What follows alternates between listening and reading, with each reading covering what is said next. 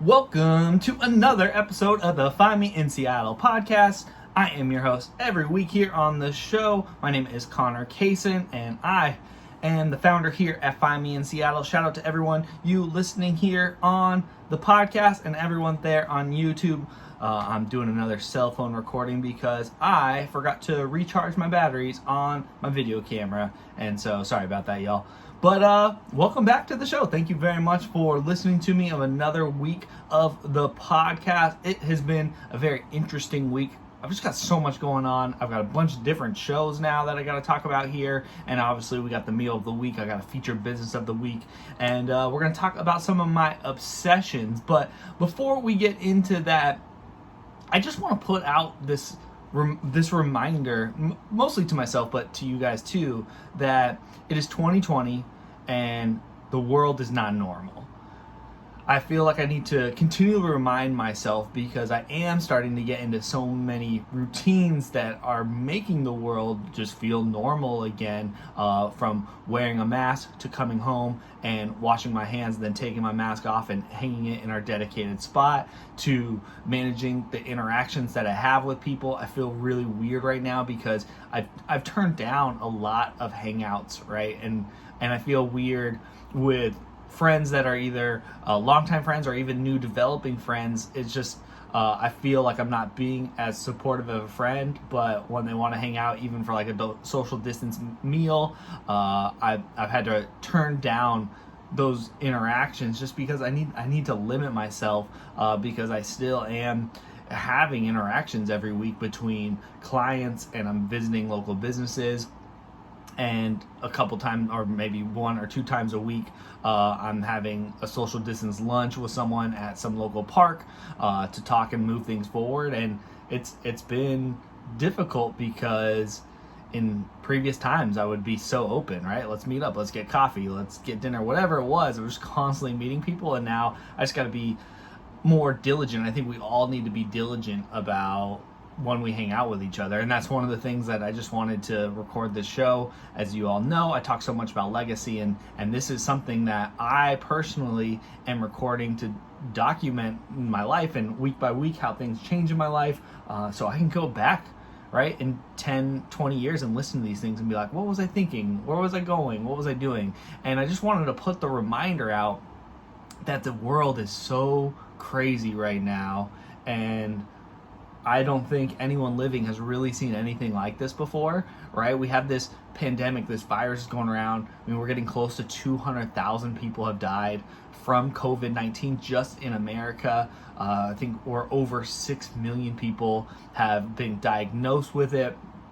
And it's crazy. I mean, the whole world is different. Every single industry and business and personal life has been affected dramatically by this. I don't think there's anyone, at least in America, but probably in the world, that hasn't had a dramatic change in their life, right? From wearing masks to how we do business, how we communicate with each other. In the last 6 months, everybody has adjusted to talking online and going to virtual Zoom meetings, where it was, somewhat common before, but now it's extremely common. Like every Saturday, I play bingo with some of my old college friends, and we Zoom every Saturday. We're all around the country, and we all catch up. And I've talked more to these people in the last 6 months every week than I really have in the last 10 years, since I lived in the same city with all of them when I was in college.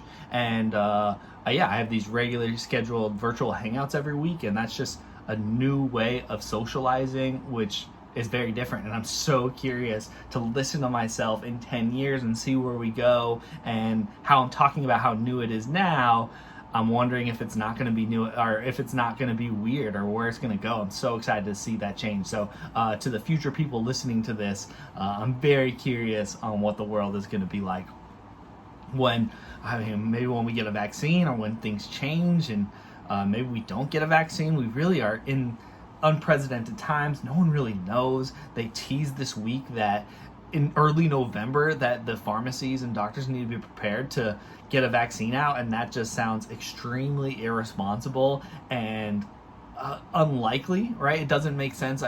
human ingenuity is amazing. The things we accomplish when we're in danger and need a survival are absolutely amazing as human beings. But the thing that Dr. Fauci also always says is that a vaccine needs to be effective and oh man, I'm blanking on his other word. But wow, I should have remembered that. It was coming off the top of my head. I always am forgetting these things. And so, but I just don't think that this vaccine has probably been tested to know that it can be effective for, I mean, they just don't have enough time, and we don't know even enough about the virus. But I'm going on because I'm reaching 5 minutes here. I just want to reiterate the point that between the pandemic and social unrest that's happening in 2020, this is an unbelievable time in history. And I hope you're all doing something to remember this, because one day we are going to go back into our normal lives. We'll go back to work. We'll be back in offices, and we can eat at restaurants again. And I don't want to forget about the things that we are learning and the impacts that this time is going to have on us. And that's actually led into the creation of a new show that I published this week with my friend Mr. Well Traveled. And the show is called Community is a Verb. Mr. Well Traveled I met a couple years ago through Instagram. I was DMing him, and I was going to this donut pop-up, and it turns out that this donut pop-up was Ray's Donuts, and it might have been their second pop-up, it might have been their first, but I invited him. I said, hey, me and some friends are going to this donut pop-up for this girl that we know. You should come and hang out with us. And he, on a whim, without ever meeting me, showed up to the donut pop-up, and that spurred a friendship between him and I. And we always meet up. We always have these really long, detailed conversations when we hang out. We've gone to coffee shops and breakfast and all these different stuff. And since the pandemic happened, we met in parks a couple times, and they turn into these 3-4 hour dialogues about all the things that are happening in the world, from covering the pandemic, and obviously recently it's been way more about social justice and injustice and all the things happening with Black Lives Matter and the protests happening in Seattle and how that's affecting both him and I. And every time we hang out, we're always like, man, we should record this show, because I think there's a lot of really good insights that come from the difference between perspectives of him and I. We're very different people, and we have very different jobs, very different lifestyles, but we come together and kind of share ideas and talk about perspectives. And I'm always learning so much from him, and he's getting so much from me, that we just said, hey, we should record this. So we did a couple demo episodes. I think I talked about it in a previous podcast, but we finally launched the first episode. It's actually our third recorded conversation, but the first official episode, it's a little over an hour long, and we're going to do it every other week. And I'm really excited about it. Just to talk, with Find Me in Seattle, it, I think, is a really good connection, because this show and everything I do at Find Me is all about community, right? Establishing a community of people in our city that are focused on supporting all the local businesses and people, places, and things that create the wonderful culture that we have here in Seattle. And so we're taking it a little step further, because Mr. Well Traveled has his own community that he's trying to build, and he wants to talk about the things that are happening in the world, but go beyond just talking and really talk about action and systems and things that are being created that can create positive change in the world. And so I'm really excited about this show. Thank you for everyone who's already listened to it. And if you're watching here on YouTube, I'll make sure to add it here so you can click on that and go check out that show. But one of the big reasons why I'm so focused on just speaking a lot right now is I have the intuition that this is going to be a very impactful time in history, right? I feel like we're going through the modern Civil Rights Act when it comes to Black Lives Matter, but also the pandemic and the crisis of public health, combined with a presidential election that has been the most divisive election probably in American history, from what I'm aware of. It's an important time to speak out, and I don't want to say take a side, but I think it's really important to take a stand and stand up for the things that I believe in. And maybe I'm going to be wrong, right? In 4 years, maybe I'm like, man, that was really dumb of me. I'm going to have to come back and talk on the show and say that this, I was wrong and my opinion has changed. And I think that's totally fine. We don't give enough grace to everybody right now that they can be wrong, right? And it's okay to change your mind. That is one of the big lessons I think we need to learn right now. We got to give grace to people and let them be able to change their mind, even if you disagree with them.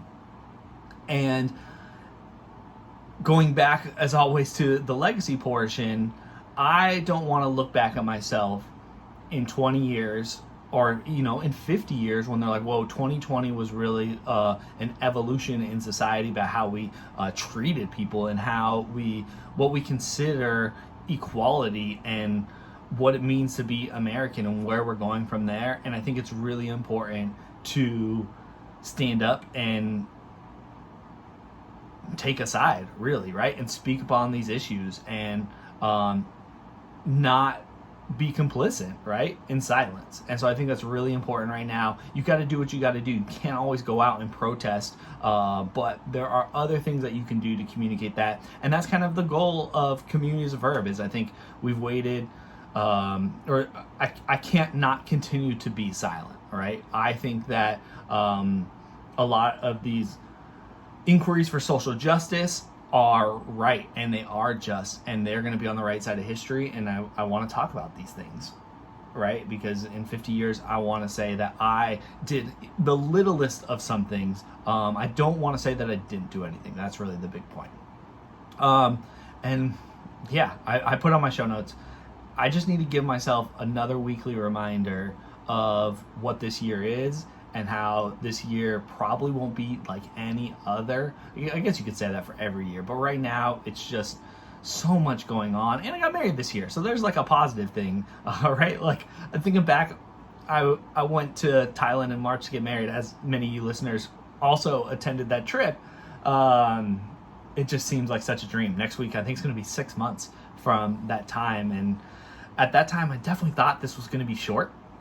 Thought this was going to be a couple months thing. It was going to blow through, but no, we're 6 months in and we are nowhere close to getting out. Nowhere close. So I just got to give myself that reminder. All right.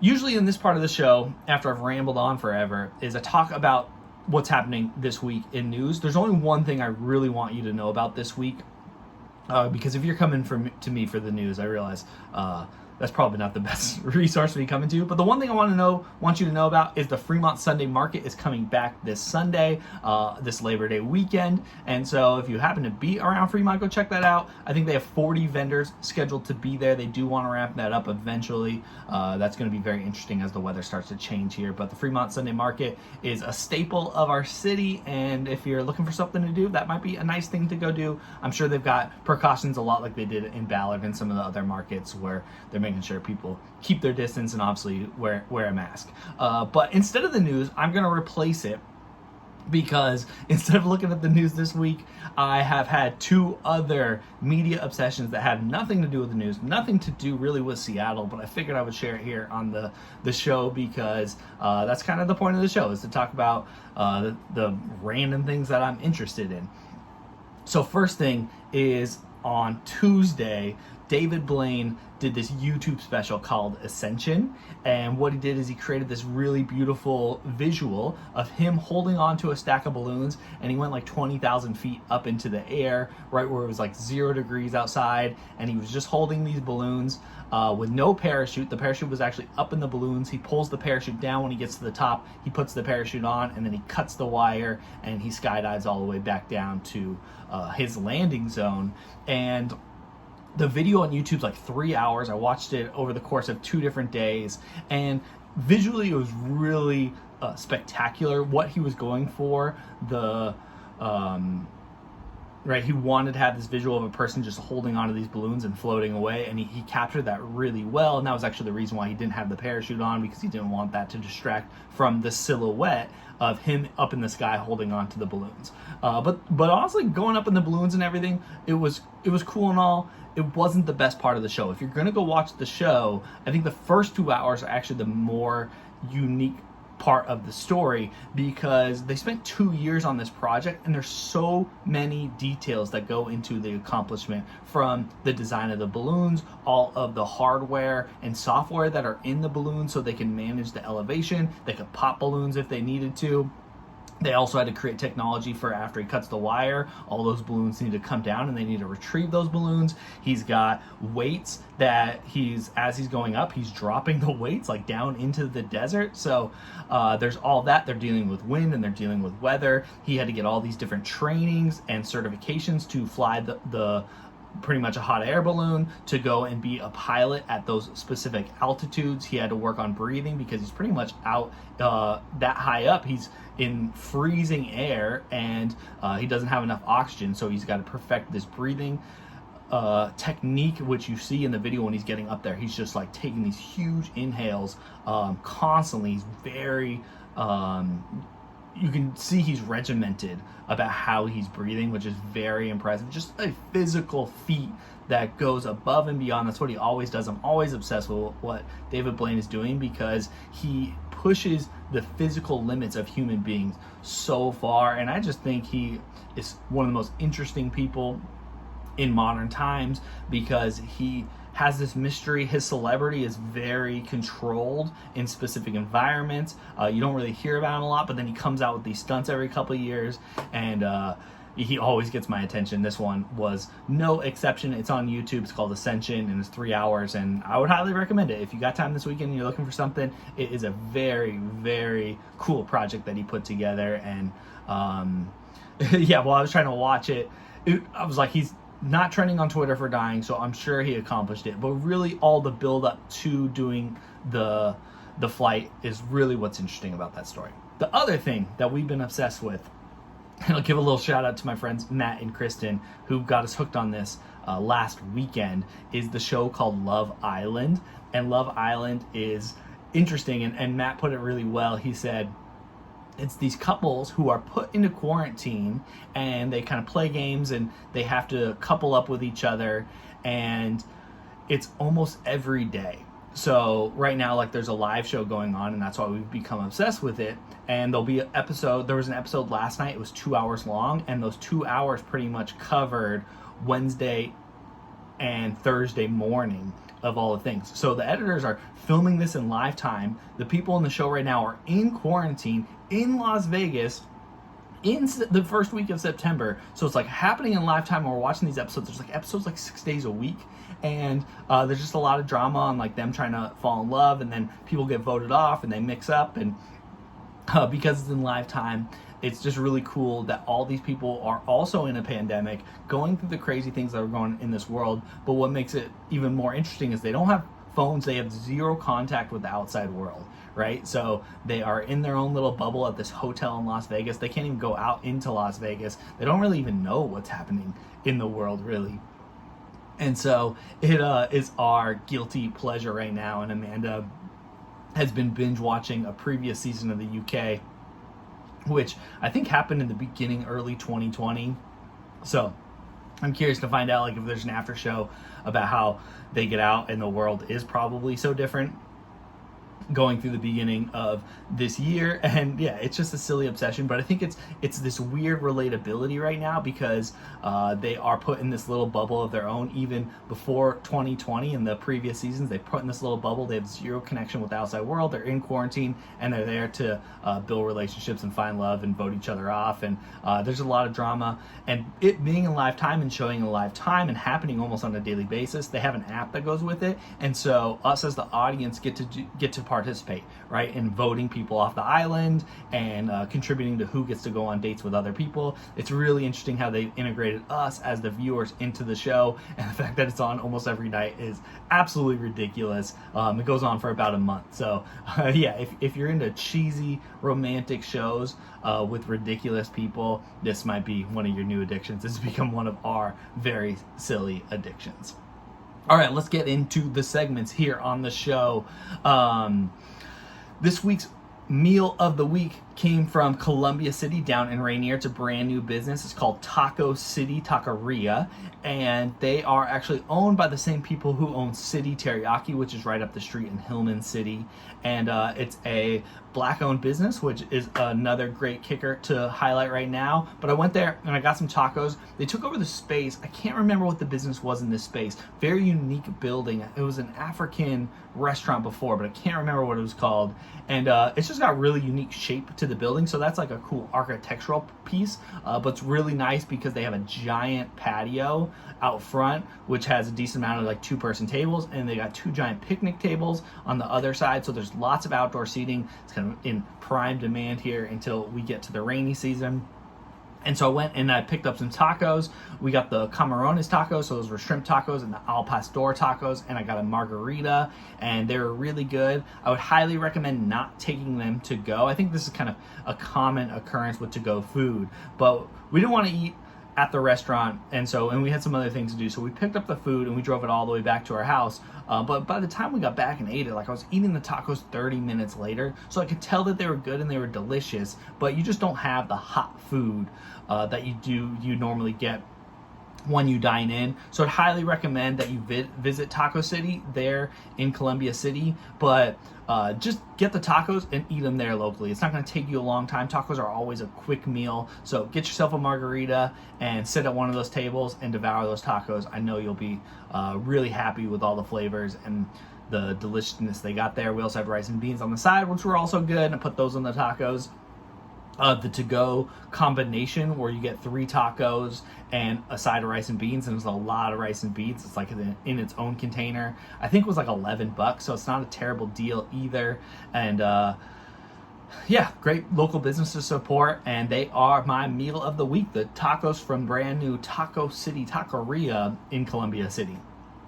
So my featured business of the week was something a little different that I highlighted. The featured business is Simply Seattle, and if you're in any of the tourist areas, you might recognize some of these stores. They're right next to Pike Place Market. There's one on the waterfront. There used to be one in Pioneer Square. I'm not sure if it's still there, but they have all of the famous like graphic tees and very like Seattle touristy gear. I imagine that a lot of people go and visit Pike Place Market when they're visiting Seattle, and then they go and they get a t-shirt or a keychain or some type of knickknack from Simply Seattle. Well, Simply Seattle reached out to me, and they have a program right now. They're pretty much giving away free face masks and face coverings, and they have tons of different designs. There's probably like 30 different masks there, and they're more or less free. You got to pay $5 for shipping to get the mask, but they're just wanting to get people on the site and getting people to get masks. So they have lots of Seattle featured ones. Some of the ones that we got was one with Mount Rainier. I got this really cool like stencil one with an orca on it. I got a Seattle Supersonics one, and then for Amanda I got one with like plants, because 2020 is all about plants here in our house. And so Simply Seattle, they have free masks. You just got to pay shipping, which is $5, and you can get some fun things to represent your city, represent yourself a little bit more than some of the sterile looks. And I think that was cool, and they reached out to me and sent me some masks to help promote their promotion that's going on their website. So highly recommend you check out Simply Seattle and get yourself a $5, spend $5 to ship it and get yourself a couple of masks. I think they're real cool and they're real fun. And yeah, that's really cool that they're doing that. I was happy that they reached out to me. Thank you very much, Simply Seattle, for partnering with me here at Find Me in Seattle. It's really cool whenever brands like that say, we want to do something. And I do have a bunch of new partnerships coming up and promotions coming up. I'm doing this, I can't really give it away, but this like text message tour that I'm being featured in, which is really cool. I've got the shirt that I'm wearing. Sorry for you who are listening. I'm doing a promotion with this shirt about social distancing and my friends over at Viaduct. We've got this month coming up. It is Seattle Cider Week, so I'm doing a little promotion for Seattle Cider Week. And I got a few other things. So I'm really looking forward to September. I'm really looking forward to the fall coming up. Fall is by far my favorite season. Usually football does have a little bit of a kick into why I like that season so much, but I just like the weather. I think it's beautiful. We get so many different days and styles, and the trees changing the color. It's the best time here in Seattle, in my opinion. And so I'm looking forward to that. But that is the conclusion of the show here at Find Me in Seattle. Thank you very much for joining me here on Friday, September 4th. Just as a little note, some of the things that I'd love for you to check out here at Find Me in Seattle. Of course, we already talked about it. I've got the new show, Community is a Verb. We're going to record next Saturday, so I still got one more podcast here on my own to come out. You're obviously listening to my podcast now here at the Find Me in Seattle show. Make sure to leave a like and review and let me know if there's anything you want me to talk about or highlight, or if you're a local business, please let me know, and I'm happy to feature you and partner with you there. I've also got my Seattle Shorts series, which are my 59-second videos highlighting local businesses here in the city and what it's like with their changes from getting it to go or dealing with limited seating and the pandemic atmosphere of local businesses. And that's going to be a goal I fell behind. Usually I try to edit 2 a week, and I have not edited any, so I think I might be waking up early tomorrow so I can get that one out for you this weekend as well. So make sure you check that out on my YouTube channel, or I will also be getting it out on my Instagram and Facebook page, and we'll be promoting more businesses. If there's any places that you want me to check out, or they've got interesting stories, or they need help and they want to be promoted and they got something good to offer, please let me know. I'd love to support as many businesses as I can, or I can personally manage between all of the work and everything that's going on here. And like always, wear your mask, wash your hands, treat people kindly, treat people with respect, be forgiving and caring and kind, practice empathy. You don't know what people are going through right now, because everybody is going through hardship. So I think we got to give a little bit more grace to everything that's going on in the world. I appreciate you so much for listening to me every single week, talking to this camera and this microphone, and supporting me on all the other channels. I appreciate you so deeply, and I hope you have a wonderful Labor Day. Shout out to all the laborers out there. You guys are MVPs right now because of what's going on, and Labor Day is a celebration of you and the labor movement that happened in the late 19th century. And respect to you guys. Enjoy. Hopefully you get the day off on Monday. Enjoy the long weekend. Stay safe, and I'll see you next week.